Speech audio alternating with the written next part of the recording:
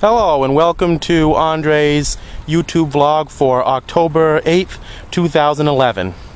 Well, after we had a really big cold snap earlier this week with Hurricane Ophelia, it is now a nice balmy 85, 75 degree range down here at Sand Beach and Bar Harbor. As you can see, the mountains are right behind me and the beach is right behind me as well. Today I wanted to discuss with you some of my observations about the holiday weekend that's coming up. That's Columbus Day. You know, when I was about 9 years old, my mother and father purchased a book called The People's History of the United States by a guy named Howard Zinn. And that was when the entire truth about Christopher Columbus actually came out, about the Arawaks and the Philippines, which I'm sure many of you have heard over the years. It was very controversial in its day, and it's probably still controversial now. But you know, being down here at Sand Beach looking around me, there is some history of which you can have no doubt. And that's the history of nature.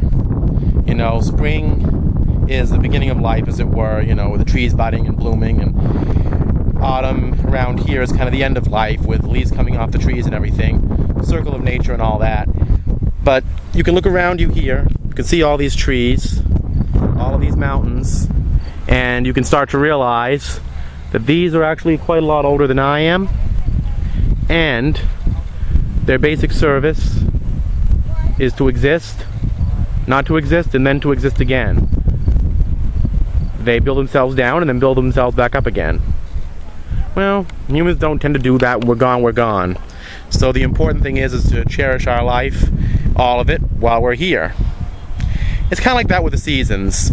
I think people, you know, where I live especially, don't tend to value the seasons as much as they should.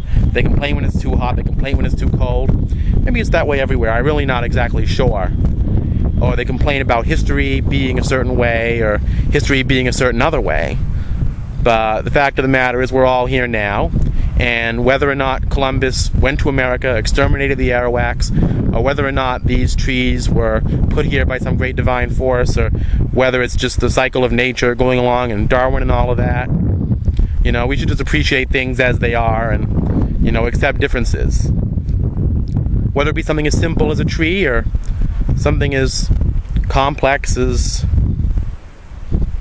different members of the human race. You know, depends on who you are, where you are, but for some reason our differences and how we deal with them is something that I've been really thinking hard about on this Columbus Day holiday. Maybe you should chew on it a little bit yourself. This is Andre, signing out.